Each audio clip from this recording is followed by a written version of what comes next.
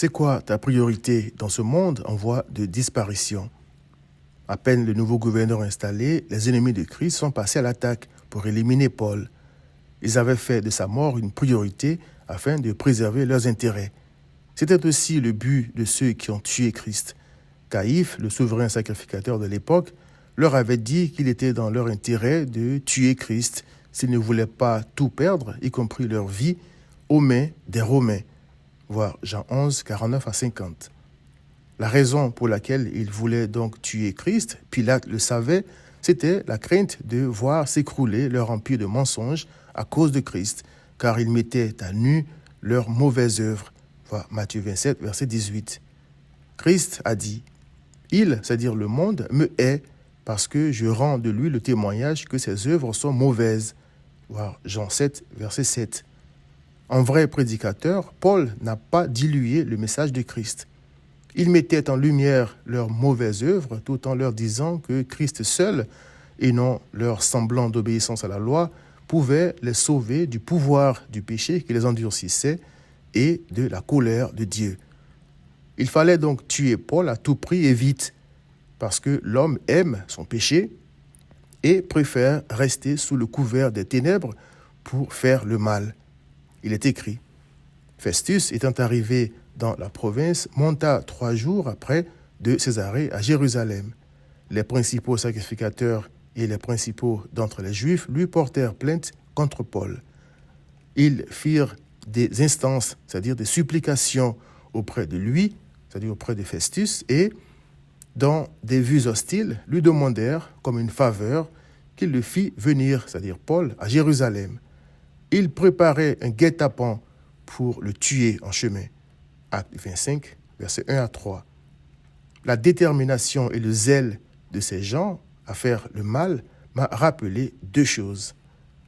Premièrement, livré à lui-même, la priorité de tout être humain est de chercher à se débarrasser de Dieu afin de jouir tranquillement du mal qui est dans son cœur plein de malice. Voir Jérémie 17, verset 9. Ce n'est pas par amour pour la loi de Dieu qu'ils voulaient tuer Paul, puisqu'ils étaient incapables d'y obéir. Voir Acte 15, verset 10, et la violaient constamment. Voir Matthieu 23, verset 13. Ce n'est pas non plus par amour pour le temple qu'ils voulaient tuer Paul, car ils en faisaient, selon Christ, une maison de trafic. Voir Jean 2, verset 16. Leurs accusations contre Paul n'étaient donc un prétexte pour se débarrasser de celui qui les dérangeait tant, c'est-à-dire Christ. Deuxièmement, la haine de l'homme pour Christ est la preuve que la délivrance du péché est le dernier des soucis de l'homme, car selon Job 15, verset 16, l'homme boit l'iniquité, c'est-à-dire l'injustice, comme l'eau. Voyant ses concitoyens se lancer avec zèle à la poursuite du péché au lieu de fuir le mal, Ésaïe a dit « Malheur à ceux qui tirent l'iniquité avec les cordes du vice et le péché comme avec les traits d'un char. » Ésaïe 5, verset 18.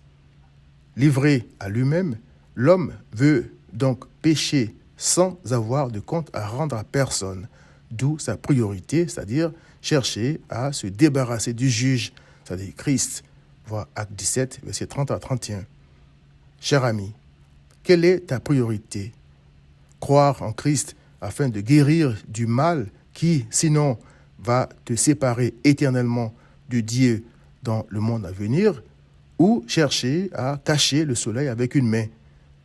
Il est écrit, « Où irai-je loin de ton esprit, c'est-à-dire l'esprit de Dieu, et où fuirai-je loin de ta face? Si je monte aux cieux, tu y es. Si je me couche au séjour des morts, t'y voilà. Si je dis, au moins les ténèbres me couvriront, la nuit devient lumière autour de moi. C'est toi qui as formé mes reins, qui m'as tissé dans le sein de ma mère. » Psaume 139, versets 7 à 13. Viens donc à Christ.